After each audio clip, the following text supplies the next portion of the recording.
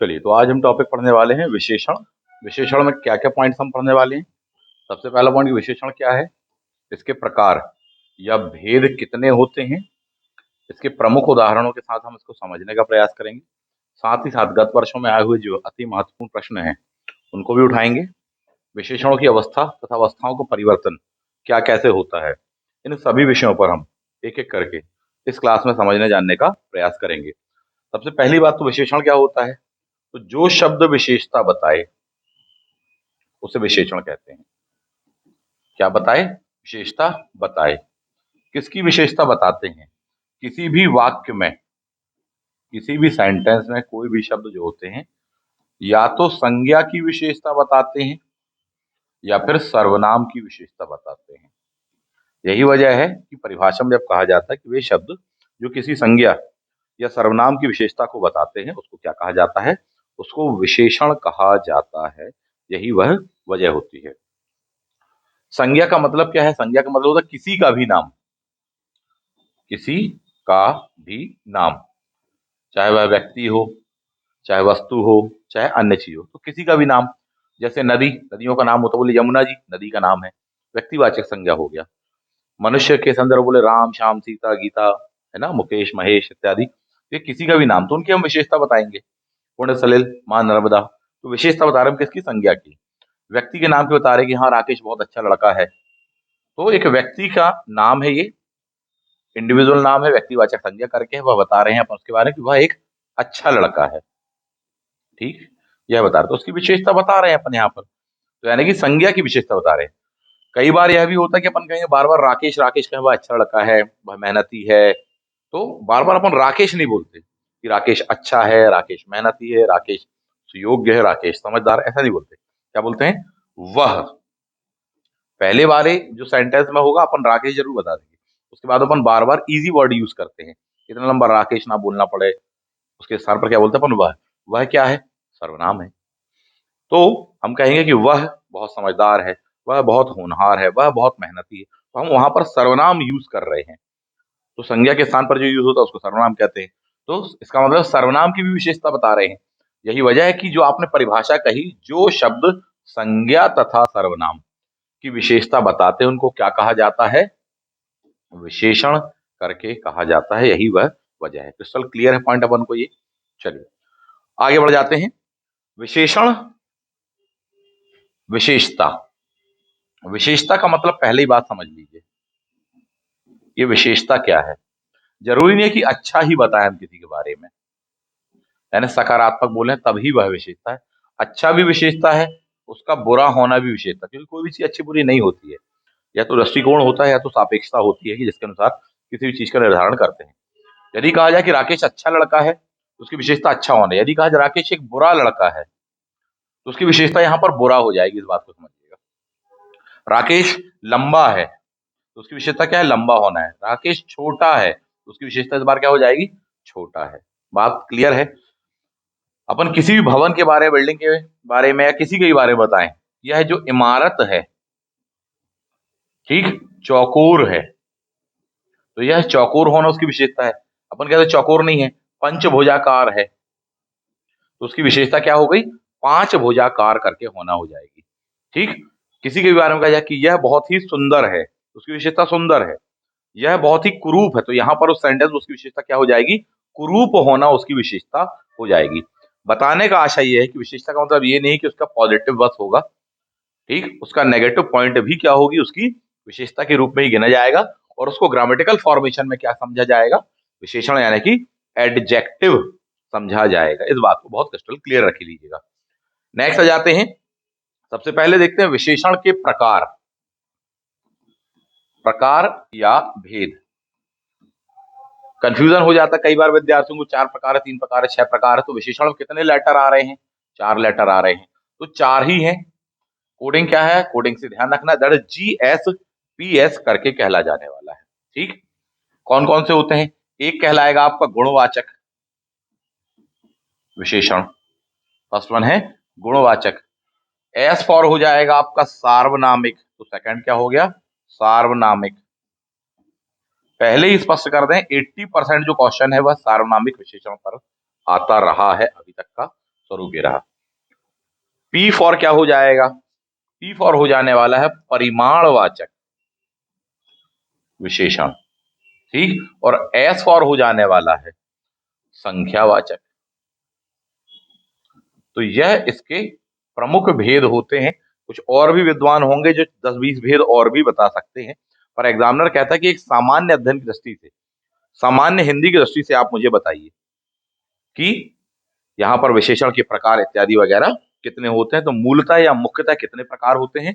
4 प्रकार होते हैं। 4 प्रकारों का कोडिंग क्या है आपका?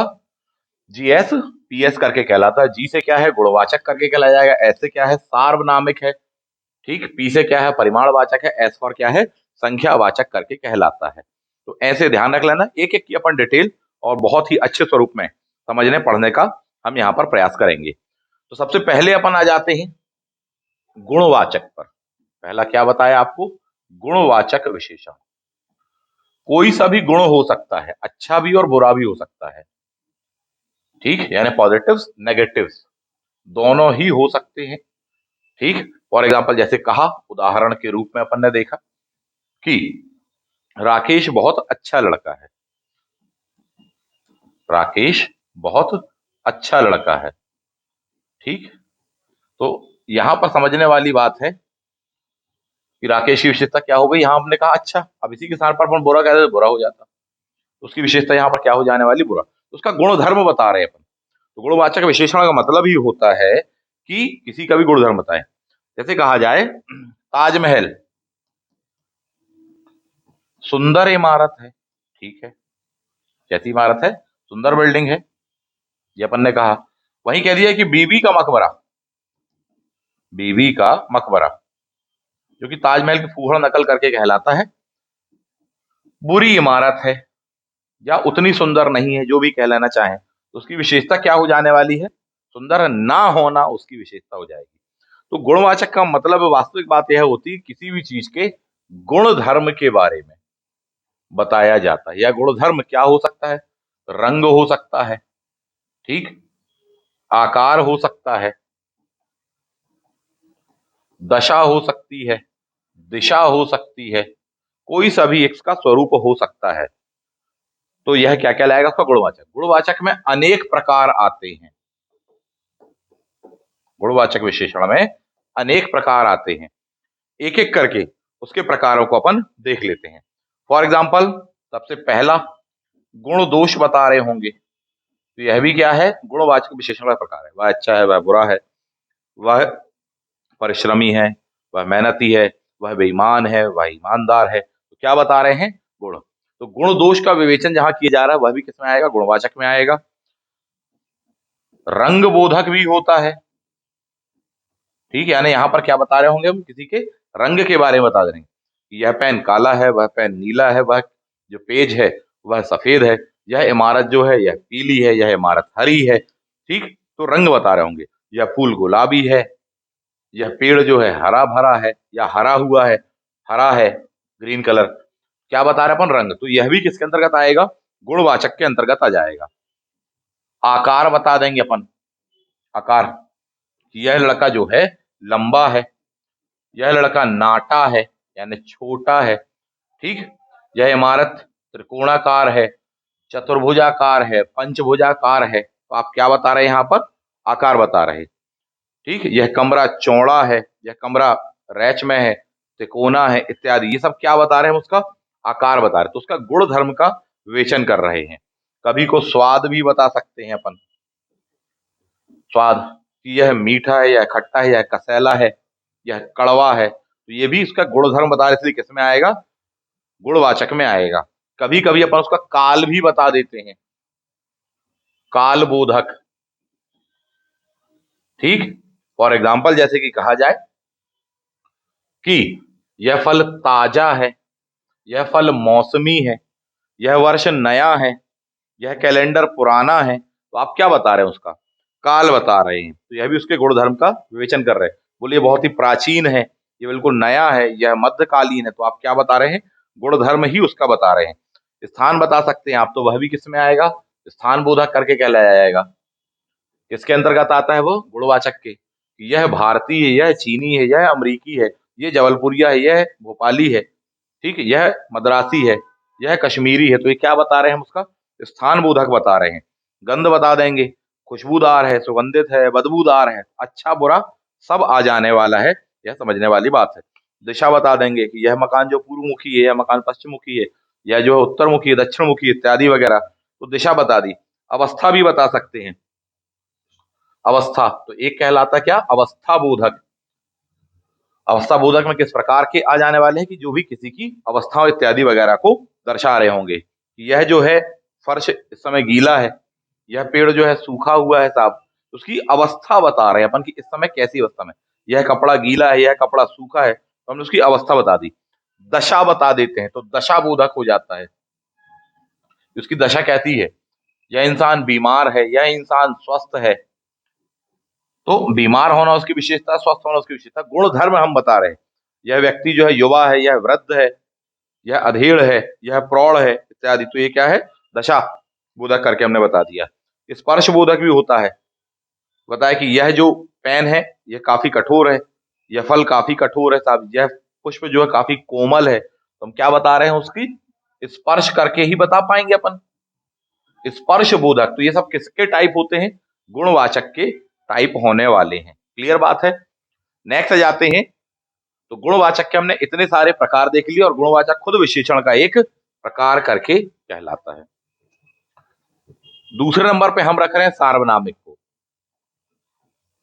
ठीक, आप किसी को भी रख सकते, परिमाणवाचक को रख सकते हो, कोई दिक्कत नहीं है। तो इसमें नंबर का सीक्वेंस नहीं है, बट ये है कि हाँ पूरी चीजें आनी चाहिए, कोई सा भी किसी नंबर पे रखा जा सकता है। खास बात है कि सार्वनामिक लिखा, सर्वनामिक नहीं लिखा है। क्वेश्चन में पैटर्न में यह होता है कि 4 ऑप्शन दिए जाते हैं, 4 ऑप्शन में से मेहनती विद्यार्थियों को, जो लगातार तैयारी कर रहे हैं उन विद्यार्थियों को पता होता है कि इन 4 में से 2 ऑप्शन तो आंसर नहीं है, वो तो गलत ही है। बचते हैं 2, उसमें कंफ्यूजन हो जाता है। तो वहां जो 2 ऑप्शन बचते हैं वो जानबूझ के क्या करता है एग्जामिनर कि एक ऑप्शन की हिंदी लिखेंगे क्या, सर्वनामिक, बोले हाँ सर्वनामिक ही पढ़ के आए हैं, और एक की स्पेलिंग लिखेंगे क्या, सार्वनामिक। तो बच्चे इतने में कंफ्यूज हो जाते हैं, लापरवाही जल्दबाजी में क्वेश्चन गलत हो जाता है। खासकर गलत वाला होता सबसे ऊपर देते ऑप्शन ए। फॉर एग्जाम्पल जैसे कहा कि अवनति का उल्टा क्या होता है, तो बोले उन्नति, तो ऑप्शन ए दिया होगा आपको उन्नति, और उन्नति की स्पेलिंग देख लो गलत लिखी है। जबकि बी में लिखा होगा क्या, उन्नति, ये इस बार स्पेलिंग सही लिखी हुई है। बच्चे जल्दबाजी में रहते, वहां वैसी समय की कमी रहती, हड़बड़ाहट, पता चला पहले ही वाला पढ़ा और देखा कि बोले इतना आसान तो क्वेश्चन है, अवनति का उल्टा क्या होगा, फट से लगाया आगे बढ़ गए। लापरवाही में हो जाता है गलत। तो इसीलिए ये एक पैटर्न आने लगा कि जानबूझ के सही ऑप्शन की भी स्पेलिंग थोड़ी सी गलत दे दी जाती है, और वो ऑप्शन कभी भी ऊपर दे दिया जाता है।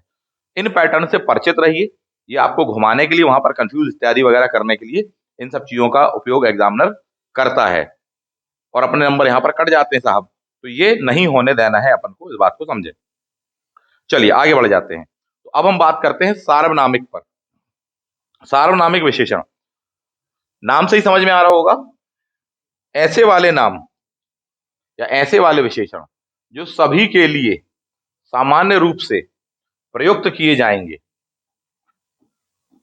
सभी के लिए, ठीक, दर्शाने के लिए सामान्य रूप से प्रयुक्त किए जाएंगे, वे क्या कहलाते हैं, सार्वनामिक करके कहलाते हैं। सभी के लिए कैसे, मैंने कहा दर्शाने के लिए, ठीक, कोई भी चीज को दर्शाने के लिए प्रयुक्त किए जाते हैं, उनको सार्वनामिक कहते हैं। सार्वनामिक के भी भेद होते हैं, कई प्रकार के होने वाले हैं, मौलिक भी होता है, यौगिक भी होता है, ठीक है, बात करेंगे अभी एक एक पर। दर्शाने के लिए कहा आपसे, तो क्या मतलब है इस बात का, तो उदाहरण से आप समझिए उस चीज को।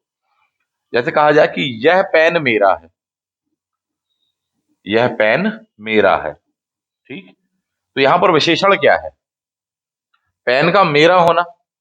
पेन क्या हो गया, एक संज्ञा हो गई, मेरा यानी कि पॉजेसिव केस हो गया, अधिकार बोधक हो गया। किसके बारे में कह रहे, बोले यह है। तो इस यह के माध्यम से आप दर्शा रहे हैं कि यही वाला, इतने सारे पेन हैं, इन सारे पेनों में से कौन सा वाला, यही वाला। तो जब भी हम बोलते हैं कि यह पेन मेरा है, यह किताब मेरी, यह पुस्तक मेरी, यह घर मेरा है, यह कोचिंग मेरी है, तो हम कभी भी ऐसे नहीं बोलते कि यह कोचिंग मेरी है। अपन को बताना पड़ता है कि यह है, ठीक है। तो कभी भी इशारा देना पड़ता है, उसकी ओर देखना, दर्शाना, दर्शाना, ठीक, सभी के लिए कॉमनली। ध्यान देने वाली बात है कि पिछली क्लास में जब आपने सर्वनाम पढ़े थे तो वहां पर ये वाला सर्वनाम भी आपने पढ़ा हुआ था। बोले सर ये तो निश्चितवाचक सर्वनाम में आपने पढ़ाया हुआ था। यस, यही वजह है कि वहां भी आपने इसको पढ़ा था, यानी एक निश्चयवाचक सर्वनाम भी है प्लस विशेषण भी है, यानी कि यह बोथ है। कभी को क्वेश्चन आएगा कि यहाँ पर ये जो यह प्रयोग किया गया है व्याकरण की दृष्टि से क्या है, ऑप्शन ए सर्वनाम है निश्चयवाचक। बोले हाँ जी सही है। बच्चे उसको पढ़ेंगे और आगे के ऑप्शन से नहीं पढ़ेंगे, आगे निकल जाएंगे। ऑप्शन बी देगा कि साहब सार्वनामिक विशेषण है, ये वाली बात भी सही है। ऑप्शन सी देगा, बोले दोनों सही हैं। ऑप्शन डी कुछ और दे देगा। इसका सही आंसर क्या होता, सी वाला होता। लेकिन जल्दबाजी लापरवाही में केवल ए ऑप्शन पढ़ते और आगे निकल जाते, गलत कर देते और नंबर कटवा कर अपन आ जाते साहब। ठीक है, तो इस बात को समझें। यह, इसके उदाहरण क्या हो गए, जब भी यह, वह, वे, वही, इस टाइप के जब भी शब्द आ जाने वाले हैं जो कि आपने सर्वनाम में भी पढ़कर आए हुए हैं, ठीक, तो ऐसा वाला जो भी विशेषण होने वाला है वह क्या कहलाएगा, सार्वनामिक विशेषण करके कहला जाएगा। या फिर इनके स्थान पर हम कभी भी इशारा देंगे, इशारा देकर दर्शाएंगे कौन सा वाला, बोले ये वाला। ठीक है, तो इन चीजों को ध्यान रखें। सार्वनामिक विशेषण जो होते हैं कई प्रकार होते हैं। वाक्य में स्थान के आधार पर, किसके आधार पर, स्थान के आधार पर इसके दो प्रकार होते हैं। किसके आधार पर, क्वेश्चन में दिया होता है कि आप किस आधार पर पूछ रहे हैं, वाक्य में स्थान के आधार पर करके कहा जाता है। ठीक, वाक्य में विशेषणों के स्थान के आधार पर उनको दो हिस्सों में बांटा जाता है। एक कहलाने वाला है क्या, सामान्य विशेषण, जबकि दूसरा वाला जो कहला जाने वाला है वह कहलाता है विधेय विशेषण। यानी सामान्य सार्वनामिक विशेषण, विधेय सार्वनामिक विशेषण, ऐसा करके दिया जाता है। तो कई बार बच्चे कंफ्यूज हो जाते हैं कि ये क्या करके कहलाता है। क्वेश्चन किस प्रकार से दिया होगा आपको वहां पर होता क्या है, इनमें भेद कैसे क्या किया जाएगा। तो सामान्य, बहुत सीधी सीधी सी बात है, जब भी विशेषण विशेष्य के पहले आए तो वह क्या कहलाएगा, सामान्य सार्वनामिक विशेषण कहलाएगा। जब भी विशेषण विशेष्य के बाद आए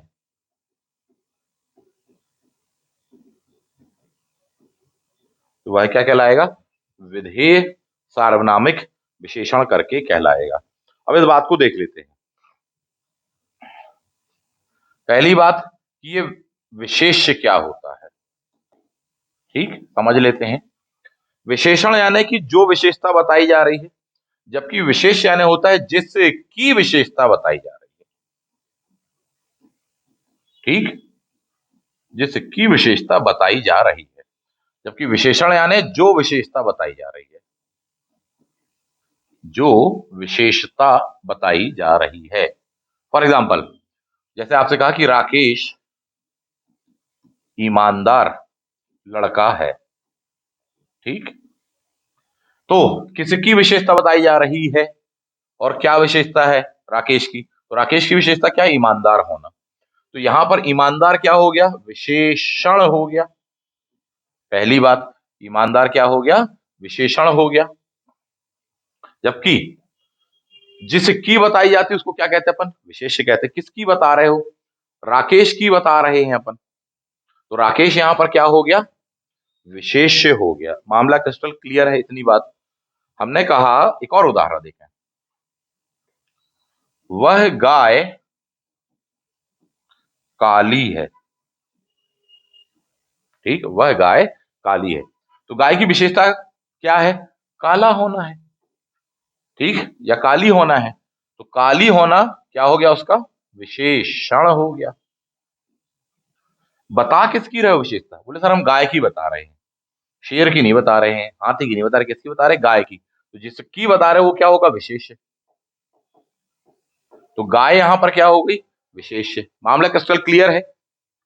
अब आपको वहां पर क्वेश्चन दिया जाएगा, प्रश्न दिया जाएगा, इस सेंटेंस में आप ये बताइए ये विशेषण कौन सा है, बोले सार्वनामिक है। क्यों? क्योंकि सर यह वह वे वही कोई इस तरह के वर्ड आते हैं, ऐसा वैसा, इस तरह के वर्ड जब भी आते हैं दर्शाने वाले कि बोले ऐसा पेन, वैसा पेन, कोई एक पेन मुझे दे दो, इस टाइप के वर्ड जब भी आते हैं तो क्या कहलाता है, वो सार्वनामिक कहलाता है। सार्वनामिक में दो टाइप आपने होता है, सामान्य एंड विधेय।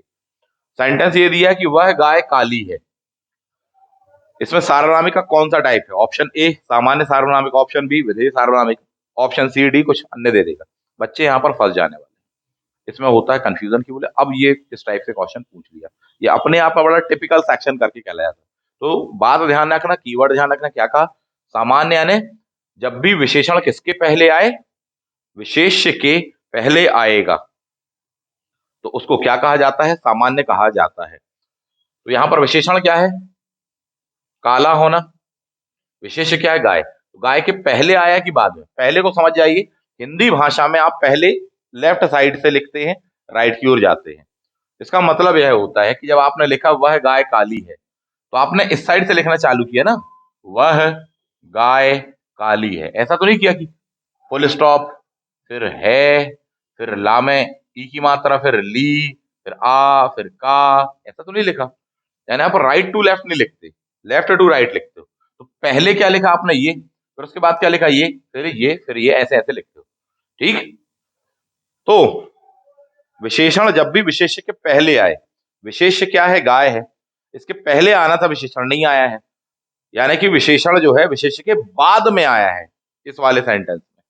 तो इसका मतलब बाद में आया तो कौन सा वाला कहलाएगा? क्लियर बात है ये चीज करके कहलाती है विधेय विषय। अब इसी में देखो अगला सेंटेंस देगा या अगला क्वेश्चन दे देगा, वह काली गाय है। ठीक? Question number 1 and question number 2। तो क्वेश्चन नंबर 2 लिखा है वह काली गाय है। अब बताइए कि इसमें कौन सा वाला सार्वनामिक विशेषण है?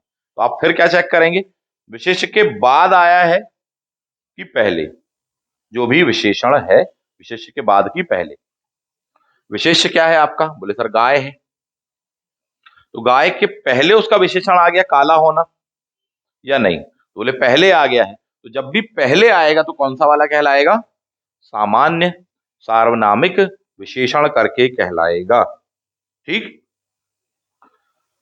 और देखें अपन सेंटेंस कुछ जैसे कहा जाए, क्वेश्चन नंबर 3, वह विद्यार्थी मेहनती है। वह विद्यार्थी मेहनती है, तो उस विद्यार्थी की विशेषता क्या है? मेहनती होना। क्लियर? तो वह विद्यार्थी मेहनती है, तो विशेषण क्या है? उसका मेहनती होना। जबकि विशेष्य क्या है? यानी जिसकी विशेषता होता है विद्यार्थी। तो विशेष्य के पहले आया है कि बाद में? मेहनती बाद में आया हुआ है, बाद में आएगा तो क्या कहलाएगा? ये वाला विधेय वाला। मामला क्रिस्टल क्लियर है? कभी कभी को लंबे सेंटेंस भी दे दिए जाते हैं। फॉर एग्जाम्पल कैसा लिख देगा आपको कि जो विद्यार्थी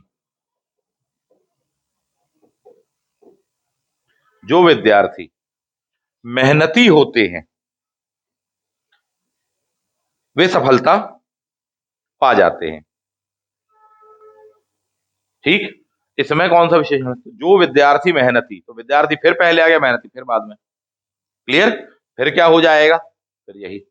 जबकि अब इसको सेंटेंस को फिर पलटा रहे, मेहनती विद्यार्थी परीक्षाओं में सदैव सफल होते हैं। क्या कहा? मेहनती विद्यार्थी परीक्षाओं में सदैव सफलता प्राप्त करते हैं। इस टाइप से सेंटेंस दे दिया। अब यहां पर कौन सा वाला है इन दोनों में से? ये क्या कहला जाएगा आपका? सामान्य करके कहला जाएगा, क्योंकि उसके पहले आया है। विद्यार्थी के पहले क्या आया है? उसकी विशेषता आ गई है। इतनी सी तो बात है। बहुत ही कॉन्सेप्चुअल सी चीजें हैं, जब इस वे में पढ़ोगे तो आराम से सिलेक्शन उठाओगे, क्योंकि इन चीजों को बताने के लिए आपको एक बहुत अच्छा गाइडेंस चाहिए जो आपका समय और ऊर्जा दोनों बचा लेगा। आप अकेले भी बना सकते हो, पर वो बहुत समय ले जाएगा, और समय का ही तो खेल है साहब जी। वैकेंसी अभी है, 2 महीने 3 महीने के बाद में पेपर, उतने में ही सफलता हमको प्राप्त करनी, सारा सिलेबस कवर करना है। अकेले करते रहेंगे तो कुछ कितना क्या कर पाएंगे, और अकेले सारे काम नहीं किए जा सकते, हर आदमी हर काम नहीं कर सकता।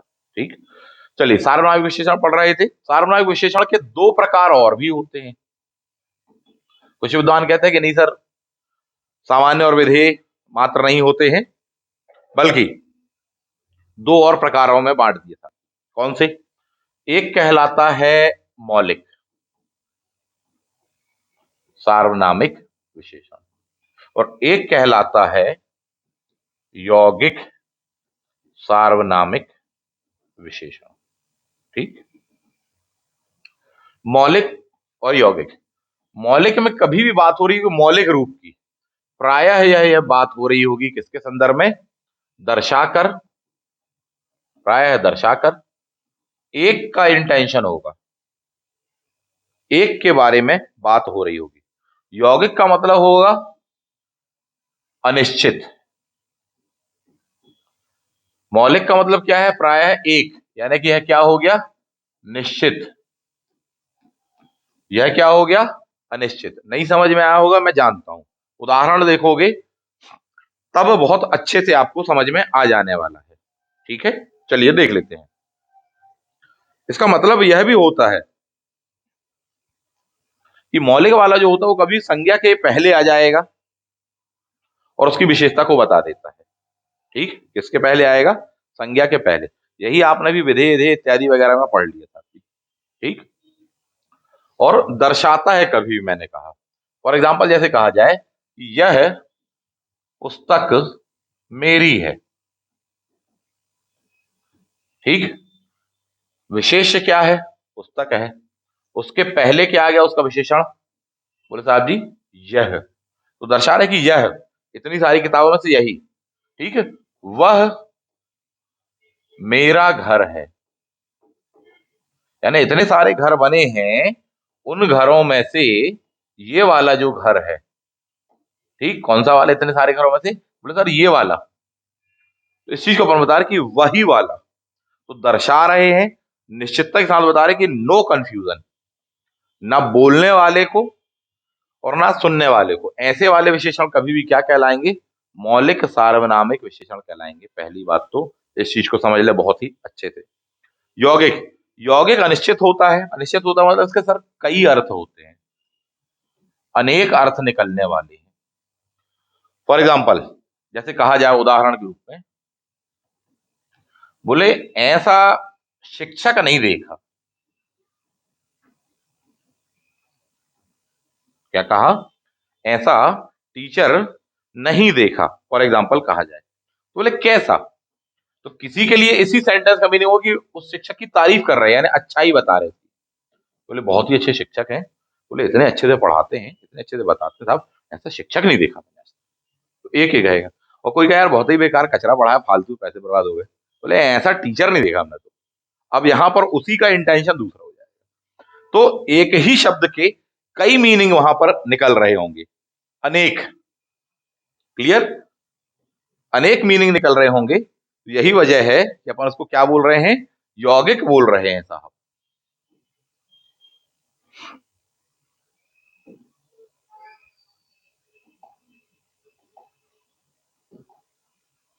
क्लियर? तो यौगिक अनिश्चितता को दर्शाता है, हर आदमी के लिए अलग अलग हो सकता है। ऐसा वर्ड आएगा, कीवर्ड सीधे सीधे ध्यान रखना, ऐसा, कैसा, जैसा, इस टाइप के जब भी वर्ड आ जाने वाले हैं तो यही इसके कीवर्ड्स हैं। ऐसा, जैसा, कैसा, इस तरह के जब भी वर्ड आने वाले ना, जिनसे क्वेश्चन ही प्रकट हो रहा हो, तो वह क्या कहला जाएगा आपका? वो यौगिक। और उदाहरण देख लो, आपको कैसा या कैसी क्लास ज्वाइन करनी है। ठीक, तो यह भी विशेषता को दर्शा रहा है निश्चितता के साथ में, सॉरी अनिश्चितता के साथ में। बोले आपको कैसी करनी है, बोले क्वेश्चन ही आ गया वहां पर। तो अभी निश्चित नहीं, बोले अच्छी सी करनी है, कोई बेहतर सी क्लास मिल जाए। तो अभी अच्छे का क्या मतलब है देखिए, जहाँ लाइट पंखे एसी वगैरह वह अच्छा है, जहाँ जमीन पर नहीं बल्कि कुर्सियों और टेबल में इत्यादि वगैरह उठा के पढ़ाया जाए तो वह अच्छा है। या किसी के लिए बोले सर ये सब हो चाहे ना हो, एक अच्छा मार्गदर्शक हो, भले जमीन पर बैठा के पढ़ा, हम पढ़ लेंगे। कैसा अनिश्चित है, हर किसी के लिए अलग अलग अर्थ निकलेगा उस क्वेश्चन का भी और उस क्वेश्चन के आंसर का भी। ये वाला क्या कहलाएगा? यौगिक सार्वनामिक विशेषण करके कहला जाने वाला था। क्लियर? तो ये भी दो प्रकार है। स्पष्ट कर दें, ये वाला नहीं आने वाला है आपको एग्जाम में, बहुत अधिक संभावना है। आएगा यही वाला, और ये रुलाएगा भी, आएगा भी और रुलाएगा भी, ध्यान रखना। और जब ये आएगा तो मैक्सिमम विद्यार्थियों को ये नहीं बनेगा कि साहब अब इस सेंटेंस में हम क्या आंसर लगा दें। मैं पहले ही स्पष्ट कर चुका हूं, 80% चांस होते हैं कि सार्वनामिक विशेषण आए। गत वर्षों की परीक्षाओं में तो यही रहा है। आप चाहे कितनी भी हायर लेवल का एग्जाम उठा करके देख लीजिए, तो यही चीज होने वाली है साहब। आगे बढ़ जाते हैं। अगला है आपका जीएसपीएस में संख्यावाचक विशेषण। आप कोई सा भी रख सकते हो, पहले कह चुका, आप परिमाणवाचक रख लो थर्ड नंबर पे। अपन अपना सीक्वेंस लेके चल रहे हैं ताकि आपको समझ में परेशानी ना हो, है ना। संख्यावाचक विशेषण, इसका मतलब क्या होगा? इसका मतलब यह है कि जब भी संख्यात्मक मान के द्वारा, यानी डिजिट्स के द्वारा,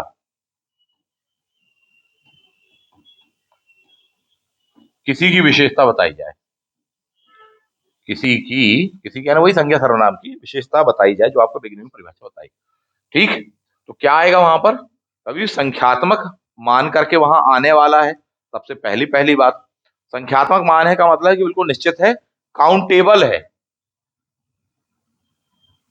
क्या है? काउंटेबल होने वाला है। तो यह उसका एक खास मीनिंग करके कहलाता है, संख्यात्मक विशेषण करके है, ठीक। संख्यात्मक में भी टाइप अपन पढ़ लेने वाले हैं साहब। फॉर एग्जाम्पल, उदाहरण दिया आपको, 1 दर्जन केले दे दीजिए। क्या दिया है? 1 दर्जन केले दे दीजिए। तो यहां पर केलों की विशेषता क्या हो गई? कितने दर्जन? बोले सर 1 दर्जन। संख्या है कि नहीं है? बिल्कुल है साहब जी। क्लियर? 4 फल दे दीजिए, 50 रुपए दे दीजिए, 100 रुपए दे दीजिए। तो क्या संख्यात्मक मान जब भी आ रहा होगा वह क्या कहलाएगा? संख्यावाचक विशेषण करके कहला जाने वाला है किसी का भी। कभी ये सीधा सीधा डिजिट आता है, कभी दर्जन में आता है, कभी गुना में आता है। बोले 1 गुना, 2 गुना, 4 गुना, 10 गुना, 50 गुना, इस तरह से करके आ जाने वाला है। 100 गुना, ठीक। कभी आ जाएगा चारों, आठों, दसों, ऐसे करके वर्ड है। तो डिजिट्स हैं ये। जब भी डिजिट्स के माध्यम से आपको विशेषता बताई जा रही होगी या डिजिट्स के माध्यम से कोई सेंटेंस में उसको प्रस्तुत किया जा रहा, तो विशेषता ही बताई जा रही है। और संख्यात्मक मान है, यही वजह है कि वह क्या है, उसका संख्यावाचक विशेषण करके कहलाएगा। पॉइंट नंबर 1, संख्यावाचक विशेषण के प्रकार। प्रकार, ध्यान देने वाली बात है, इसके 2 प्रकार होते हैं। कितने प्रकार होते हैं? 2 प्रकार होते हैं। कौन कौन से? एक होता है निश्चित संख्यावाचक विशेषण, जबकि दूसरा होता है अनिश्चित संख्यावाचक विशेषण। अब ये क्या है, समझ लेते हैं बहुत अच्छे से। जब भी संख्यात्मक मान बताया जाए और जो कि स्पष्ट हो, क्लियर हो कि कितने दर्जन, बोले 1 दर्जन, 1 दर्जन में कितने आते? बोले सर 12 आते हैं। इसका मतलब 12 ही केले मांग रहा है। बोले 4 फल दे दो, यानी कितने? बोले 1 2 3 4 दे दो। तो इस प्रकार के क्या कहला जाएंगे? निश्चित है, काउंटेबल है, बार बार वर्ड यहां पर आया हुआ है, गणना योग्य है, संख्यात्मक मान शब्द यूज किया है, ठीक। और उनको गिन करके अपन निश्चित कर सकते हैं कितने। 4 मांगे यानी 4 यही होते हैं, 2 मांगे यानी 2 ही होते हैं। बोले साहब इसका 10 गुना है, तो 10 गुना इसका यही होता है। क्लियर? तो यह वाला क्या कहलाएगा? निश्चित संख्या। अनिश्चित देख लो, और भी आसान है कि वह चीज जो होगी वह कभी भी होगी तो काउंटेबल, ठीक, लेकिन वहां पर सेंटेंस में उसको स्पष्ट नहीं किया गया होगा कितना। उदाहरण, कुछ केले दे दीजिए, कुछ केले दे दीजिए। तो केले तो काउंटेबल है, गिन सकते हैं, बोले 1 है, 2 है, 3 है, 4 है, लेकिन कितने, सेंटेंस में स्पष्ट नहीं किया गया है। तो केले जो कि काउंटेबल हैं, यही वजह है कि उसका संख्यात्मक मान निश्चित किया जा सकता है, परंतु वाक्य में निश्चित नहीं है।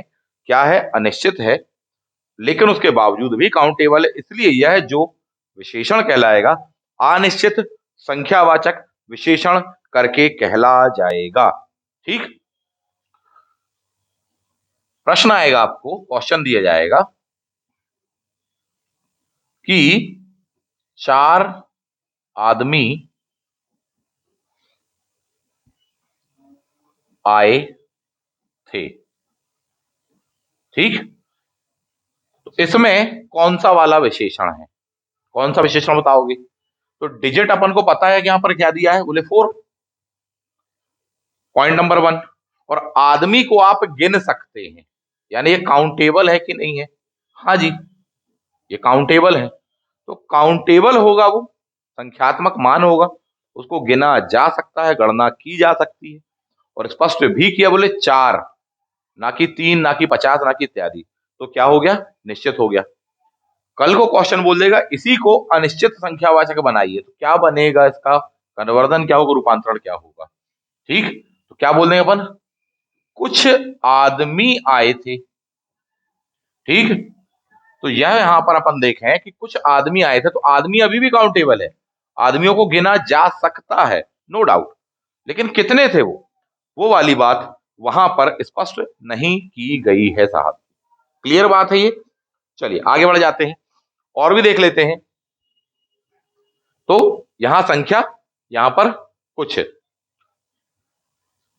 ऐसे ही कहा जाएगा, मेरे पास 1 करोड़ रुपए हैं, रुपए हैं। ठीक है, ये कहा आपसे। तो बोले यहां पर विशेषता क्या है, बोले 1 करोड़ होना। संख्यात्मक मान है कि नहीं है? बिल्कुल है। पहली बात की संख्यावाचक है, संख्यावाचक में से कौन सा, बोले निश्चित। इसी का अनिश्चित क्या होगा, बोले मेरे पास कुछ करोड़ रुपए हैं, कई करोड़ रुपए हैं। तो कई यानी कितना, पता ही नहीं है साहब जी। क्लियर, करोड़ भले ही काउंटेबल, लेकिन करोड़ में कितना, तो ये अलग ही बात है। जैसे कोई कहे कि मेरे पास कुछ रुपए हैं, कोई भी व्यक्ति कह रहा है कि मेरे पास कुछ रुपए हैं, तो उस कुछ रुपए, जो रुपए हैं उनको काउंट किया जा सकता है, 1 2 3 4 5, लेकिन वो कितने हैं, कितने हैं, जिसको वो कह रहा है कुछ, यानी कम के बारे में बोल रहा होगा निश्चित रूप से। आप निश्चित रूप से नहीं कह सकते वो कम ही है कि ज्यादा ही है, समस्या वाली बात तो ये है। कोई सामान्य सा व्यक्ति कह रहा है, अपने जैसा आदमी कह रहा है, कोई इसका मीनिंग लगाया, अच्छा कुछ रुपए मतलब 200 500 रुपए होंगे। कोई कह रहा है तो बोले अच्छा साहब 10 20 हजार रुपए, कोई शायद कुछ कह रहा हूँ। वहीं अंबानी जी कहे, अडानी जी कहे, हाँ मेरे पास कुछ रुपए हैं वहां इन्वेस्ट करने के लिए, तो उनके कुछ का क्या मतलब है, अनिश्चित है। रुपए काउंटेबल है, लेकिन वहां पर उनके कुछ का मतलब अनिश्चित है। यही वजह है कि वह कौन सा विशेषण, अनिश्चित संख्यावाचक विशेषण करके कहलाएगा। मामला क्रिस्टल क्लियर है, संख्यावाचक विशेषण। इस पर क्वेश्चन आपसे पूछ लिया जाता है, बनना चाहिए अपन को। आगे बढ़ जाते हैं, इसके पश्चात में आने वाला है पीएस। ठीक, परिमाण वाला। संख्यावाचक विशेषण में भी कई टाइप हो सकते हैं, आप देखें, परिमाण पर आने के पहले इसके टाइप्स देख लीजिए, बहुत इजी है। ठीक, टाइप्स का मतलब यह है कि उसी को अपन गणनावाचक में रख देते हैं कभी को। गणनावाचक का मतलब ही होता है कि साहब जी काउंट कर लिया अपन ने, तो उसको क्या कह दिया, गणनावाचक। कभी पूर्ण संख्या में हो, कभी अपूर्ण संख्या में हो। कभी को अपन बोल देते साहब जी क्रमवाचक, कभी गणनावाचक, कभी क्रमवाचक। बोले क्रम होता है, बोले 1 1.5 2 2.5 3.5 पौने 4, ये क्या है, ये इसका क्रम बता रहा है साहब, क्रमवाचक। आवृत्ति वाला भी हो सकता है साहब जी, 2 गुने 4 गुने 8 गुने 10 गुने 12 गुने 50 गुने 100 गुने, ये क्या हो गया, ये आवृत्ति को दर्शा रहा है। तो इसके टाइप होते हैं, दैट इज आवृत्ति वाला। संग्रहवाचक करके भी हो जाने वाला है, जहां जब भी ग्रुपिंग की जाती है, बोले चारों आठों, दसों, बीसों, पचासों, सैकड़ों, ये क्या है उसकी ग्रुपिंग कर रहे हैं कि चारों का एक ग्रुप बना दिया, आठों का एक ग्रुप बना दिया, दसों का एक ग्रुप बना दिया, तो ग्रुपिंग करके ये कहला जाने वाला है। एक और होता है साहब वीप्सा। वीप्सा का मतलब ही होता है कि रिपीटेशन। वीप्सा का मतलब ही क्या होता है, रिपीटेशन करके होता है। कभी भी इनको एक खास यूनिट्स में बांटा जाता है, उसको अपन कह देते क्या, वीप्सा के संदर्भ में। ठीक, बोले 1 दर्जन, 4 दर्जन, 10 दर्जन, ठीक, ऐसा करके अपन बोल देने वाले हैं, तो वह क्या कहलाएगा, उसको वीप्सा के अंतर्गत काउंट किया जाता है। प्राय इन पर नहीं आता, इसलिए ज्यादा डिटेल में इन पर बात नहीं कर रहे। चलिए आगे बढ़ते हैं।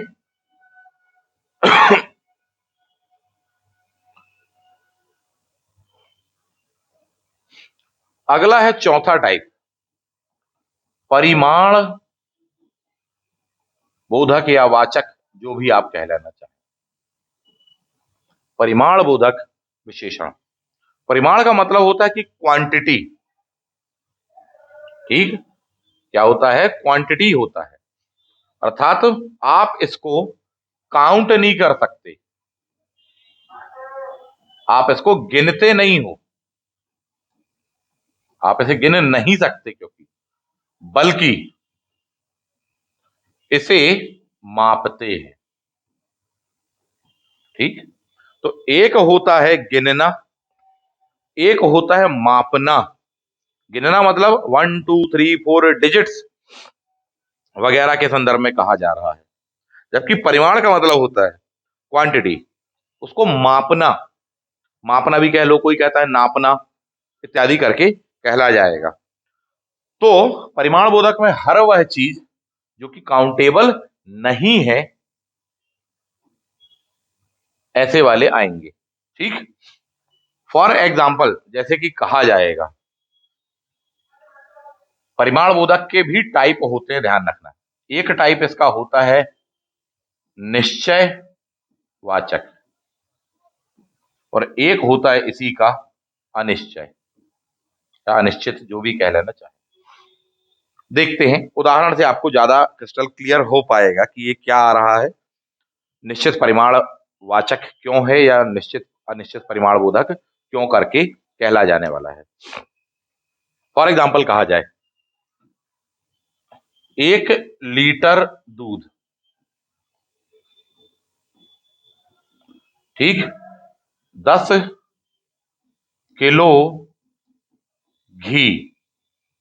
ठीक, तो घी को आप काउंट नहीं कर सकते, ध्यान रखिए, घी को आप काउंट नहीं कर सकते। तो उसको काउंट ना करके आप क्या करें, तो उसका मेजरमेंट किया है, तो उसको मापा जाता है, मापा जाता है, तौला जाता है, इस बात को समझिएगा।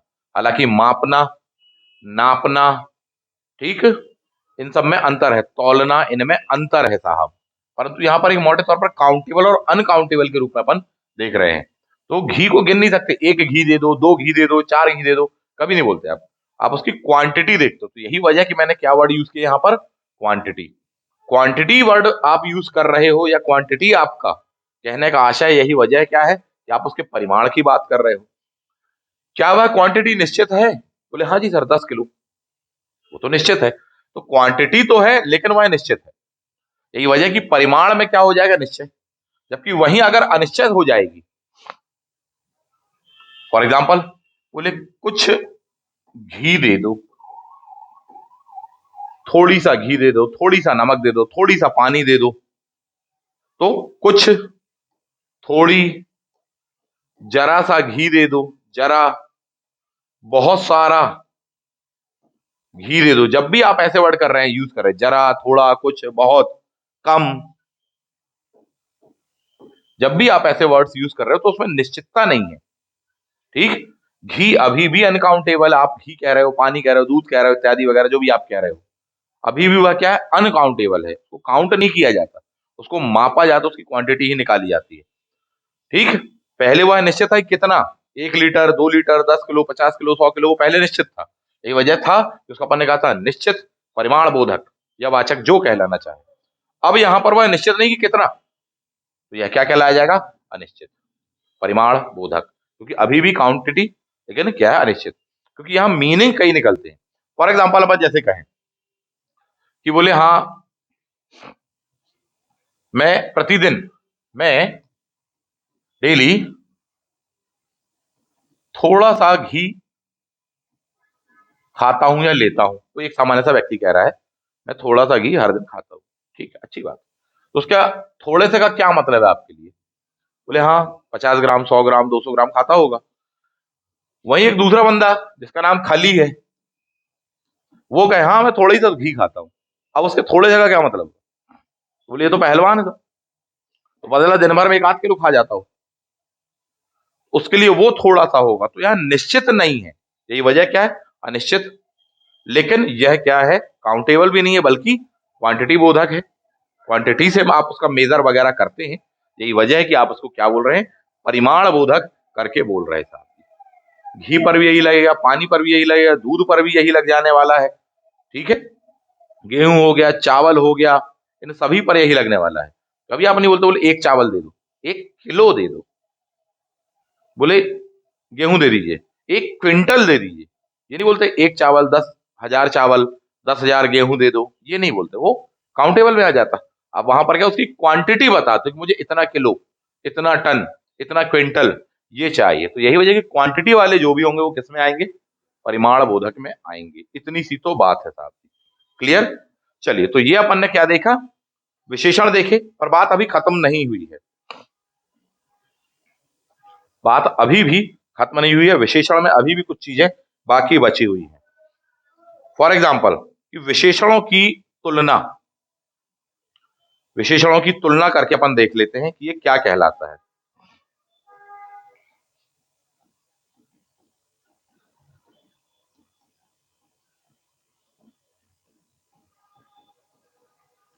तुलना बिल्कुल सरल शब्दों में कहा जाए ना, इंग्लिश में आप जो कभी डिग्री पढ़ के आए हो, ठीक, जो डिग्री पढ़ के आए हो, गुड, बेटर, बेस्ट, ठीक, कि साहब ये वाला सुपरलेटिव डिग्री में आएगा, ये वाला फला में आएगा, ये वाला टिका में आएगा। तो यहां पर जो चीज है, विशेषणों की तुलना जो है वह की जाएगी। विशेषणों की आपसे क्वेश्चन पूछा है कि तुलनात्मक रूप से कितनी अवस्थाएं होती हैं, तुलना के आधार पर क्या पूछा जाएगा, तुलना के आधार पर कितनी अवस्थाएं होती हैं। बिल्कुल सीधी सी बात है कि साहब जी 3 अवस्थाएं होती हैं। कितनी अवस्थाएं होती हैं? 3 अवस्थाएं होती हैं। ऐसा करके आपको बताना पड़ेगा कौन कौन सी होती हैं। तो मूल अवस्था होती है, उत्तरावस्था होती है, उत्तम अवस्था होती है। मूल अवस्था, उत्तरा अवस्था, उत्तमा अवस्था।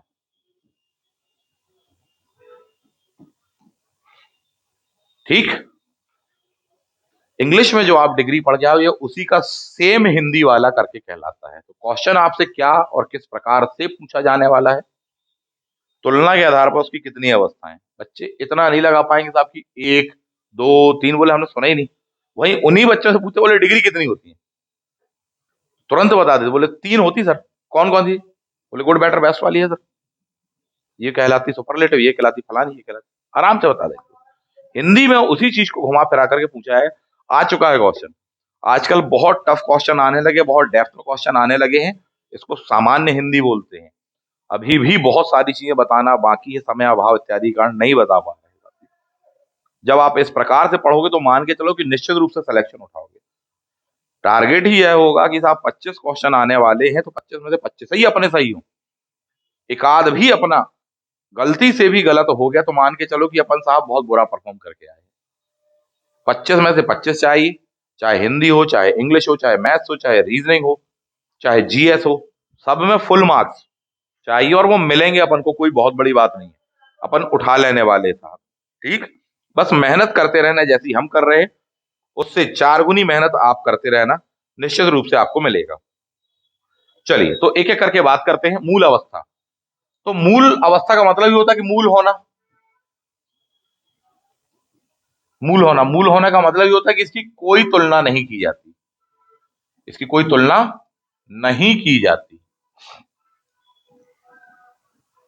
तो जब भी किसी सेंटेंस में कोई भी प्रकार की तुलना नहीं की जाएगी, उसकी बहुत ही बेसिक बात बताई जाएगी।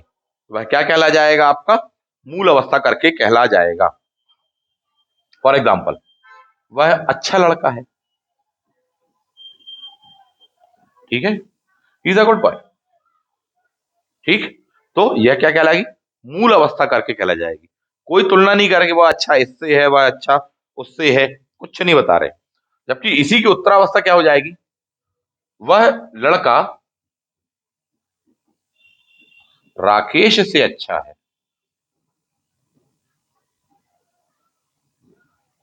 वह लड़का किससे अच्छा है? राकेश। तो अब इस बार अपन तुलना कर रहे हैं उसकी, उस लड़के की, किससे? राकेश से। तो दूसरी क्या कहलाई? उसकी उत्तरावस्था। और तीसरी उत्तम, मतलब उससे अच्छा कोई है ही नहीं, यानी वह सर्वश्रेष्ठ होगा। क्लियर? वह बंदा क्या होने वाला है? सर्वश्रेष्ठ होने वाला है। फॉर एग्जाम्पल, कैसे? कि वह लड़का सबसे अच्छा है। अपन क्या यूज करते हैं वहां पर?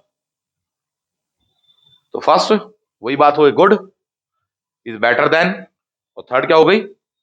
बेस्ट। मामला क्रिस्टल क्लियर है? तो ये तीन प्रकार की अवस्थाएं करके कहलाती हैं साहब जी। पहली मूल अवस्था, दूसरी उत्तरावस्था, तीसरी क्या है? उत्तमावस्था। ये क्या आधार पढ़ रहे हैं? विशेषणों की तुलना के आधार पर आप उसकी अवस्थाएं पढ़ रहे हैं। कितनी होती हैं? तो तीन होती हैं। ये बहुत ही बेसिक और मूलभूत बातें हैं, ये अपन से गलत नहीं होनी चाहिए। कुछ इस प्रकार से चीजों को समझने का, बनाने का प्रयास करो, तो डेफिनेटली आपका फैक्चुअल एस्पेक्ट वाले जो क्वेश्चन होंगे वह भी बिल्कुल सही होंगे, कॉन्सेप्चुअल वाले होंगे वह भी आप बहुत सही बना लेंगे, कोई दिक्कत नहीं होने वाली। मैं बार बार बताता हूं कि क्वेश्चन तीन प्रकार के आते हैं साहब जी। एक होते हैं इजी क्वेश्चन, दूसरे होते हैं टफेस्ट क्वेश्चन, और तीसरे उन दोनों के बीच का होता है कि साहब एक मिड रेंज के क्वेश्चन की, ना तो बहुत ही आसान में रखोगे, ना ही टफेस्ट में आप रखोगे। इजी क्वेश्चन हर विद्यार्थी लगभग बना लेता है। मीडियम वाले क्वेश्चन भी जो होते हैं लगभग अधिकांश लगातार तैयारी करने वाले विद्यार्थी बना लेते हैं, परंतु सिलेक्शन जो होता है वह टफेस्ट क्वेश्चन पे होता है। यानी वो दो कैटेगरी के तो बना ही लो पूरे पूरे, और टफेस्ट के मान लो कि 25 क्वेश्चन आए हैं, तो 25 में से 5, 7, 10 भी आपसे बन गए तो आप सिलेक्शन पा जाओगे, लिस्ट में आपका नंबर आ जाएगा साहब, रोल नंबर मिल जाएगा। तो अगर उन तीनों कैटेगरी के क्वेश्चन बनाने तो कुछ इस वे में आपको पढ़ना पड़ेगा। यही वास्तविक तैयारी है, यही सच्ची तैयारी है कॉम्पिटेटिव एग्जाम की। कुछ इस टाइप से पढ़ें, और होमवर्क आपका बड़ा स्पष्ट है कि इसके जितने भी टाइप हैं क्वेश्चन इत्यादि वगैरह लगा डालो साहब जी। 1000 क्वेश्चन आपको मिल जाए, हजारों क्वेश्चन आप इसके लगा डालिए। जितना पढ़ाया है इसकी रेंज से बाहर नहीं जाएंगे मैक्सिमम क्वेश्चन, सब इंटर रिलेटेड होने वाले इसी में से, और आपको डेफिनेटली बनेगा।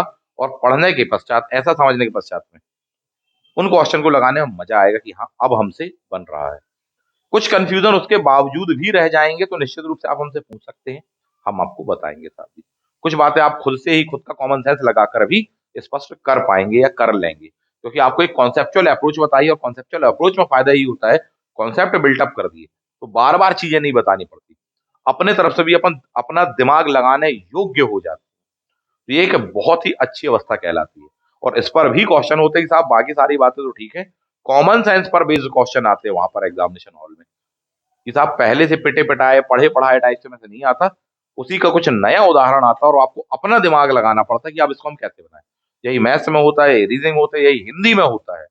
वहां पर आपको अपना दिमाग, अपनी व्यक्तिगत योग्यता क्षमता लगानी ही पड़ेगी, परंतु उसके पहले बहुत ही मूलभूत जो चीजें हैं, कॉन्सेप्चुअल अप्रोच है, वो सब जानना बहुत अच्छे से, बहुत डेप्थ में जानना जरूरी है। तभी आप सही लॉजिकल वे में दिमाग लगा के उस क्वेश्चन का उत्तर सही बना पाओगे। वो अप्रोच क्या है? वो अप्रोच ये है, ऐसा मेरा मानना है साहब जी। इससे हजारों विद्यार्थियों को लाभ हुआ है, इस प्रकार से पढ़िए, निश्चित रूप से आपको भी लाभ होने वाला है। क्लियर? मिलते हैं नेक्स्ट क्लास में। थैंक यू, जय हिंद।